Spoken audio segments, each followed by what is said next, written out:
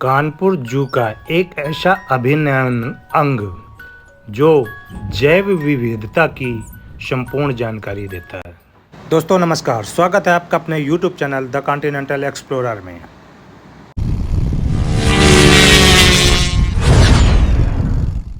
दोस्तों ये है कानपुर का जू, जिसे कहते हैं एलन फॉरेस्ट जू, जो कभी एशिया का सबसे बड़ा चिड़ियाघर हुआ करता था और आज भी कहीं ना कहीं इसकी एक अलग पहचान है। तो इसी जू में एक बहुत ही महत्वपूर्ण अंग है जिसे कहते हैं अनुभूति। तो आइए इस अनुभूति में चलते हैं और हम क्या अनुभूति करते हैं कानपुर के इतिहास के बारे में और गंगा की जैव विविधता के बारे में। ये है कानपुर जू के अंदर अनुभूति व्याख्यान केंद्र। इसके बारे में सारी जानकारी देंगे यहाँ के एम्प्लाई। तो आइए इसके अंदर चलते हैं और जानकारी लेते हैं। नमस्कार सर्वप्रथम, ये बिल्डिंग क्या नाम है?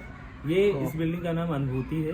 अनुभूति व्याख्यान केंद्र के नाम से सेंटर है जी। और ये सेंटर भारतीय वन्यजीव संस्थान देहरादून के द्वारा बनवाया गया है नमामि गंगे प्रोजेक्ट के अंतर्गत। ठीक है। और वैसे इसका मुख्य उद्देश्य हमारी जो गंगा की जैव विविधता है उसको संरक्षित करना, बचाना, साथ में गंगा और उसकी सहायक नदियों में होने वाले प्रदूषण को रोकना। प्लास्टिक मुख्य बात साथ में है कि प्लास्टिक को भी कैसे रोका जाए, इस पे हम लोग जागरूकता करते हैं लोगों की। जी जी। यहाँ पर हमारा ये सबसे पहला रूम है इतिहास के पन्नों से। इसमें हम लोग इतिहास की जो चीजें हैं उन पे ही चर्चा करते हैं, लोगों को बताते हैं। जैसे यहाँ पर हमारा जो है कानपुर के इतिहास के बारे में है कि नाम में क्या रखा है। लेकिन हमारा नाम भी बहुत कानपुर का विस्तृत रहा है। 1750 में हमारा सचेनी जगह है जहाँ के राजा थे हिंदू सिंह, उन्होंने इस कानपुर की स्थापना करी थी। वो गंगा स्नान के लिए आया करते थे, उन्हें लगा कि नहीं यहाँ पर कुछ शहर होना चाहिए जिसमें हम लोग रह सकें या रुक सकें आके। फिर जब अंग्रेज हमारे यहाँ आ गए, यहाँ पर ब्रिटिश का शासन चलने लगा आके कानपुर में, तो उन्होंने इसके नाम में परिवर्तन किए बहुत सी बार और बहुत बार अलग अलग, जैसा कि आप इसमें देख रहे हैं, अलग अलग नाम परिवर्तित हुए। 1879 में जाकर के आज जो स्पेलिंग हमारी चलती कानपुर की KNPUR वाली, वो जाकर के आ पाई थी। दूसरा यहाँ पर जो है इस बिल्डिंग के बारे में है, जो आप जिस बिल्डिंग में खड़े हैं इसका बाहर का एक चित्र है पूरा। ये बिल्डिंग 111 साल, लगभग 111 साल पुरानी है।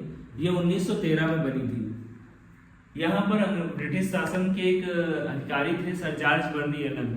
वो 1913 में जब उनको कानपुर भेजा गया तब उनको ये झील पसंद आई और उन्होंने यहाँ पर अपनी गेस्ट हाउस बनाने का सोचा कि हम यहाँ पर ही रहेंगे। उन्हीं के नाम से इसका नाम एलन फॉरेस्ट है। हाँ, उनके नाम से इसका नाम एलन फॉरेस्ट रखा गया था बाद में। और उन्होंने जो है इस बिल्डिंग को बहुत रहस्यमय तरीके से अलग अलग इसमें सीक्रेट भी बनवाई थी कई चीजें। अच्छा। और जो एक चीज कहा जाता है कि वो तो केवल ऐसे विजिट, ऐसे टूर पे आए थे, वो घूमने आए थे अपने पिकनिक जैसे मनाने, तो उनको ये झील दिखी हुई थी। हाँ। सबसे ज्यादा दो उसके बीच में वो एक साइंटिस्ट थे, बॉटनी के साइंटिस्ट थे और इंग्लैंड के बहुत बड़े बिजनेसमैन भी थे। अच्छा। तो उनको ये चीज अच्छी लगी और उन्होंने अपना ये बंगला यहाँ पर बनवाया था सरकार से बात करके। इस बंगले में उन्होंने जो है नीचे अंडरग्राउंड फ्लोर बनवाया था, उसके नीचे सुरंग बनवाई थी। अच्छा। वो सुरंग जो है यहाँ से एलमगंज तक और इधर रानीघाट तक जाती थी। अच्छा। अगर नाव यात्रा करनी हो तो वहीं से निकल वहीं से जाती, चला अंदर से ही। अच्छा, ठीक है। साथ में उन्होंने ही जो है चिड़ियाघर के प्रस्ताव के बारे में अंग्रेजों को उन्होंने ही रखा था कि यहाँ पर एक ऐसा प्राणी उद्यान होना चाहिए जिसमें लोग जानवरों के बारे में जान सके। लेकिन अंग्रेज सरकार ने उस समय इस पर ध्यान नहीं दिया था। 1974 में जब राज्य सरकार ने अपनी यूपी की देखा तो उनको लगा कि एक होना चाहिए प्राणी उद्यान, तो उनके ही प्रस्ताव को लेकर के आगे बनाया गया था। इसी वजह से हमारा जो कानपुर का चिड़ियाघर था वो एशिया का सबसे बड़ा चिड़ियाघर था। आज वो 3रे नंबर पे है। अच्छा अच्छा। दूसरा हमारा अगला है गंगा अवतरण की कहानी के बारे में लोगों को बताते हैं कि गंगा कैसे पृथ्वी पे आई। और ये गंगा ग्लेशियर गोमुख से उनका चित्र है और नीचे का ही ये मैदानी इलाके का, कि ऊपर से वो कितनी सक्रिय एकदम छोटे से, नीचे आकर के बहुत चौड़ी हो जाती है। यहाँ पर हमने देवप्रयाग का भी चित्र लगा के रखा है, उत्तराखंड का जो देवप्रयाग है, क्योंकि जो हमारी गंगा नदी है गोमुख से जब निकलती है तो उनका नाम भागीरथी होता है। और जब ये देवप्रयाग में आती है, अलकनंदा नदी से मिलती है भागीरथी, तभी उनका नाम गंगा पड़ता है। और यहाँ से उनका नाम गंगा प्रचलित हो जाता है। साथ में इसमें हमने दिखाया है कि हम जो प्रदूषण कर रहे हैं गंगा के किनारे जाकर के, वो आगे हम आपको नेक्स्ट रूम में दिखाएंगे कहाँ पर क्या क्या इसका दुष्प्रभाव है। ये हमारा अच्छा, गंगा के उद्गम स्थल दिखाया गया पूरा, हाँ, 1 नंबर से है। गोमुख से लेकर के गंगा सागर तक का ये मानचित्र है, जिसमें 5 राज्यों से होकर निकलती है, उत्तराखंड, उत्तर प्रदेश, बिहार, झारखंड और पश्चिम बंगाल। ये साथ में हमारे गंगा के किनारे के 10 बड़े शहर हैं जिनको दर्शाया गया है, और साथ में नीचे जो है राष्ट्रीय उद्यान जो बने हुए 6।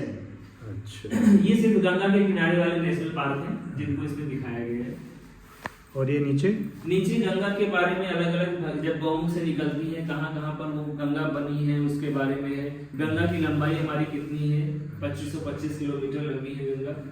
उत्तराखंड में इनका 1450 किलोमीटर है, बिहार में, और उत्तर प्रदेश में सेम है। इसमें हमारे नदियों में जो भी चीजें और उनका हम लोग उपयोग जिस रूप में करते हैं उन चित्रों को दर्शाया गया है। ठीक है। ये नदी के प्रति शाही प्रेम के बारे में दिखाया गया। इसमें सम्राट अशोक जो वन्य जीव, सम्राट अशोक जी जो है वो वन्य जीवों के प्रति और नदियों के प्रति बहुत सतर्क थे, सचेत रहते थे। उनके समय में किसी वन्य जीव की हत्या नहीं की जाती थी। और सम्राट अशोक के समय में, हाँ, सम्राट अशोक ने वन्य जीव के प्रेम को ही अपने जो चौथा स्तंभ बनाया, उसमें शेर लगे हुए 4, तो वो हाँ उसका प्रतीक है वो। साथ में इसमें आईने अकबरी से कुछ हिस्सा लिया गया है। जो मुगल सम्राट रहे हैं वो अक्सर जो है गंगा जल का उपयोग जो है औषधि के रूप में करते थे। प्रतिदिन वो 1 गिलास गंगा जल का उपयोग पीने के लिए करते थे, जिससे वो रोग मुक्त हो सके। इसका ऐसा उसमें मिलता है आईने अकबरी। ये प्राचीन काल का एक फोटाना दे क्वात्रो फीमिन नाम का फव्वारा है, जो रोम में 1651 में लगाया गया था। अच्छा। और उस फव्वारे में 4 नदियों को दिखाया गया था, जो 4 नदियां 4 महाद्वीपों का प्रतीक थी। गंगा नदी, नील नदी, डेब्यू और रियो डी ला प्लाटा नाम की 4 नदियों को दर्शाया गया। मतलब अपने भारत की एक नदी थी, बाकी बाकी अलग अलग भारत जी, पूरे विश्व में उन्होंने 4 नदियों को ही दिखाया था रोम में। ये हमारे महाबलीपुरम का एक रॉक एडिट है, जिसमें महाराज भगीरथ को तपस्या करते हुए दिखाया गया है, और भगवान शिव उनको वरदान देने के लिए आए हुए, इस तरह का चित्र है।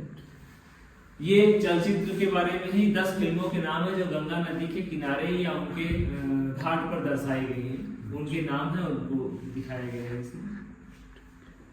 ये हमारा दूसरा रूम है पक्षी मित्र के संबंध में। इसमें हमने गंगा की जैव विविधता के बारे में अलग अलग दर्शाया है। जैसे इधर से हम देखते हैं तो जैव विविधता की पूरी जैव संपदा इसमें पूरी दिखाई गई है, जिसमें हमारा टाइगर, तेंदुआ, भालू, गैंडा, हिरन, ऊँट, बिलाव, सभी जानवरों को इसमें दिखाया गया। ये हमारे भारत की जैव विविधता है, जो चीज़ें यहाँ पर पाई जाती हैं। ये पक्षियों के बारे में है, पक्षियों की चोंच किस पक्षी की कैसी होती है, उसे कैसे भोजन ग्रहण करता है। नीचे हमने पंजों के बारे में दर्शाया है, जो हमारे एजुकेशनल टूर आते हैं वो देखते हैं इसमें कि इस तरह के पंजे किस काम में आते हैं, कौन से पक्षी के होते हैं, और इस तरह के पंजे इसके। ये हमारे जलीय पक्षियों के पंजे हैं, और ये हमारे जो है पेड़ों पर रहने वाले पक्षियों के पंजे हैं। ये चील का पंजा है, जो पकड़ के लिए मजबूत माना जाता है, जो अपने वजन से भी 50 गुना तक का वजन उठा लेता है। साथ में इधर हमारे जो है कुछ स्टैचू है, जैसे उसका कछुए का है, ये घड़ियाल का है। यहाँ पक्षियों की आवाज़ सुनने के लिए बटन लगे हुए हैं, जिनमें हम पक्षियों की आवाज़ सुन सकते हैं बटन दबा के। ये हमारे पक्षी मित्र हैं, जो विदेश से पक्षी हैं वो यात्रा करके आते हैं। ये 8 तरह के पक्षियों के चित्र हैं। ये हमारे यहाँ पर प्राणी उद्यान के झील में आते हैं। अच्छा, यही मैं पूछना चाह रहा था आपसे कि ये अक्टूबर के महीने में ये आ जाते हैं और मार्च तक यहाँ रहते हैं। मार्च से जाना शुरू हो जाता है। प्रवासी पक्षी है। ये शाम को यहाँ पर इनमें सबसे अधिक संख्या किसकी रहती है? अधिक संख्या के बारे में तो अभी हमने थोड़ा सा इतने टाइप्स के हैं जो आते हैं। हाँ, ये सब इस तरह के सभी आते हैं, क्योंकि शाम को यहाँ पर जो हमारा बगीचा है बाहर, इनमें कुछ पक्षी आकर के अलग अलग तरह की आवाजें करते हैं, तो पता चलता है सब आ गए हैं इसमें। ये हमारे कुछ भारतीय है, अच्छा, और जल पक्षी है। साथ में इधर हम लोगों ने दिखाया है इसको, सारस को, जो हमारा राजकीय पक्षी है उत्तर प्रदेश का। राजकीय पक्षी के साथ साथ ये हमारा प्रेम का प्रतीक भी कहा जाता है, क्योंकि इस पक्षी के विषय में कहा जाता है कि ये लाइफ में एक ही बार जोड़ा बनाता है, और अगर जोड़े में से किसी एक की मृत्यु हो जाती है तो दूसरा भी अपने प्राण त्याग देता है। तीसरा रूम है संकल्प कक्ष के नाम से है। इसमें हम लोग जो है अलग अलग पक्षियों के और पशुओं के बारे में देख सकते हैं। सबसे पहले तो हम गंगा के खतरे के बारे में देखते हैं। यहाँ पर लोगों को बताते हैं कि जो गंगा नदी पर किन किन कारणों से खतरा है। और वो खतरा हमारा बढ़ता ही जा रहा है।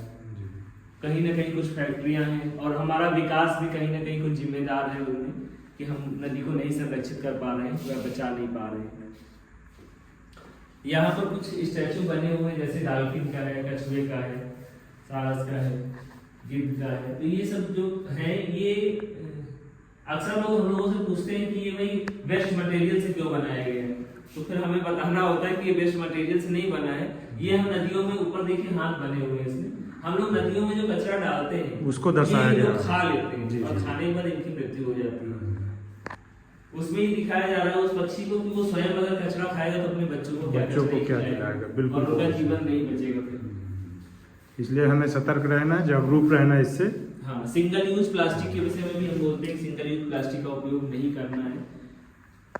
साथ में ये संकल्प के लिए बनाए गए हैं जिसमें हमें लिखा है पूजा में फूलों की भेंट जो है वो स्वीकार तो करते हैं भगवान, लेकिन हमें नदियों में विसर्जित नहीं करना है।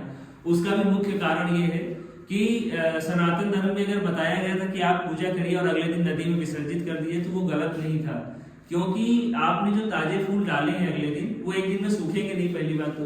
दूसरा ये कि आप जब उस फूल को उसमें डालते हैं तो जो शाकाहारी मछलियां उन फूलों को खा लेती हैं, उनका पेट भरता था। लेकिन आज की परिस्थितियों में अगर हम देखते हैं तो हम अपने घरों में पूजा करते हैं और 1 महीने तक सारे फूलों को ठूस ठूस के पॉलीथीन में भर के रखते हैं। जब वो सड़ जाते हैं, महीने 2 महीने भी रखे रहते हैं, जब वो सड़ जाते हैं फिर जाके ले जाते हैं और पोटली जय गंगा मैया में डाल देते हैं। पोटली खोलते तक नहीं। तो वो प्लास्टिक प्लस वो सड़े हुए फूल हमारी नदियों के लिए प्रदूषित, इसलिए आजकल हम लोग बोलते हैं नदियों में फूलों को मत डालिए। दूसरा, जलाशयों को गंदा करते हैं। घाट पर हम लोग स्वच्छता के लिए जब जाते हैं किसी भी घाट पे, परमाट घाट या अटल घाट, वहां पर इतने सारे वो लगे हुए हैं डस्टबिन, लेकिन हमारे जो घूमने वाले लोग जाते हैं विजिटर ना, वो नदियों के किनारे बैठ के खाते हैं कुरकुरे, चिप्स और कोल्ड ड्रिंक और वो उसको वहीं छोड़ देते हैं और वो हवा के साथ बह जाता है और नदी में पहुंच जाता है। ये जानवरों के लिए है कि हम लोग जो गंदगी करते हैं तो कांच की बोतलें वगैरह ये चीजें अगर हम ना डालें तो अच्छा होता है, कूड़े में उसको बांध कर अलग डालें। लोग अलग अलग वीडियो भी प्रसारित कर चुके कई बार, फिर भी हम लोगों को बताना पड़ता है कि कांच वगैरह डालने से गाय भैंसे जो भी जानवर कूड़े में जाते हैं उनका मुंह छिल जाता है, उनके घायल हो जाते हैं, कभी कभी उनकी मौत भी हो जाती है इसकी वजह से। रसायन मुक्त ऑर्गेनिक बनने के लिए हम लोग प्रयास करते हैं, क्योंकि हम लोग जितने भी उर्वरकों का उपयोग करते हैं कहीं ना कहीं जाके अंडरग्राउंड वाटर में भी पहुंच जाता है और हमारे स्वास्थ्य के लिए नुकसानदायक है। आजकल इतनी सारी बीमारियां भी इन्हीं वजह से हो रही हैं। साथ में जंगली जानवरों को खाना नहीं खिलाएं। अक्सर हम लोग बंदरों को अगर खाना खिला देते हैं घरों का, तो एक तो पहला कारण ये कि वो जानवर जिसको हम खाना खिला रहे हैं वो फिर हमारे घर की तरफ आकर्षित होता है, बार बार वहीं आएगा। दूसरा कारण ये भी है कि जो भी जानवर हैं वो सारे प्राकृतिक चीजें का उपयोग करते हैं और आज अगर हम उनको अपने घरेलू नमक शक्कर की चीजें देते हैं तो ये चीजें उनके लिए जहर हो जाती है और उनके में अंदर भी विकृतियां आती हैं। जैसे अभी यहाँ पर कानपुर प्राणी उद्यान में बंदरों पर एक शोध किया गया जिसमें देखा गया कि बंदरों को शुगर हो गई। हाँ, शुगर पाई गई उन बंदरों को। तो उसका कारण ये था कि वो बाहर की चीजों को जो उपयोग कर रहे हैं जिसकी वजह से उनको ये बीमारी लगी। नहीं तो जानवरों को जल्दी कोई बीमारी होती ही नहीं है, इस तरह की नहीं होती है, अलग तरह की होती है। दूसरा, हम लोग प्लास्टिक को ना कहें इसके लिए हम लोग प्रयास करते हैं, लोगों को बताते हैं कि अपने साथ कपड़े का, जूट का या सूती बैग उपयोग करें, क्योंकि हम भी ये उदाहरण देते हैं कि मेरे बैग में भी एक झोला पड़ा होता है। अगर हमें कुछ मार्केट में लेना होता है तो हम अपने बैग से उस झोले को निकालते हैं, उससे सब्जी वगैरह जो भी चीजें लेनी उसका उपयोग करते हैं। प्लास्टिक को जितना ज्यादा हम लोग मना करेंगे वही हमारे लिए ठीक है। क्या हम पुराने समय में प्लास्टिक से ही थोड़ी जीते चले आए? बिल्कुल। पहले भी हम लोग झोले का उपयोग करते थे। तो ये हमारा था रूम और इसके बाद हमारा बीच का जो रूम है इसमें हमारे अलग अलग पशु और पक्षियों के बारे में भी है। जैसे कि इसमें गंगा के शेर के बारे में दिखाया गया है, डॉल्फिन को गंगा का शेर कहते हैं। ये हमारा राष्ट्रीय जलीय जीव है और अक्सर लोग इसको जो है वो समझते हैं कि ये मछली है, लेकिन ये मछली नहीं है, ये जलीय जीव है। और इसको जलीय मछली कहना गलत होगा क्योंकि ये अंडे नहीं देती है, ये बच्चे देती है, स्तनधारी है। हाँ, वही स्तनधारी है और ये साफ पानी की मछली है। अगर कहीं पर साफ पानी का जलीय जीव है जो ये अगर कहीं पे दिखाई देता है हमारा डॉल्फिन, तो ये समझना चाहिए कि वहां का पानी गहरा है और स्वच्छ है और वो पानी के स्वास्थ्य को दिखाती है कि पानी का स्वास्थ्य कैसा है वहां पर। ये हमारी मछलियों के बारे में है। जो हमारी गंगा में लगभग 143 तरह की प्रजाति की मछलियां पाई जाती हैं, उनके बारे में थोड़ा थोड़ा है। और ये रासायनिक प्रदूषण होने की वजह से बहुत सारी मछलियां तो गंगा में नहीं मिलती हैं। जहाँ पर स्वच्छ होता है वहां पर तो कुछ मिल जाती है, बाकी जगहों पे नहीं। इस तरफ हम लोगों ने ऑटर्स का वो बनाया हुआ है स्टैचू। ऑटर्स के बारे में, ये इसको ऊदबिलाव कहते हैं हम लोग। ऊदबिलाव जो है अर्ध जलीय जीव है, जल में भी रहता है और पृथ्वी पर भी रहता है। और हाँ, ये मछली का शिकार अधिक करता है और अपनी गंगा नदी में पहले बहुतायत में पाए जाते थे, लेकिन अब ये नहीं पाए जाते हैं। बंगाल साइड में थोड़े बहुत मिलते हैं, बाकी ये ज़्यादातर अब इधर चंबल नदी में मिलते हैं अभी भी। और इनका उपयोग जो है शिकारी लोग शिकार के लिए उपयोग करते हैं। जब वो नदी में जाल डालते हैं मछली पकड़ने के लिए, तो अपने 2-4 जो पाले हुए इनको हैं ऊदबिलाव को, उनको छोड़ देते हैं। तो ये नदी में जाकर के मछलियों को जाल की तरफ ले आते हैं डरा के, और वो फिर शिकार मछलियों को कर लेते हैं। तो ये हमारे अनुभूति की मुख्य चीज़ें थी। धन्यवाद आपका बहुत बहुत धन्यवाद, आपने इतनी बढ़िया जानकारी दी है और हम कोशिश करेंगे कि लोगों को इसके प्रति जागरूक करें। ठीक, थैंक यू।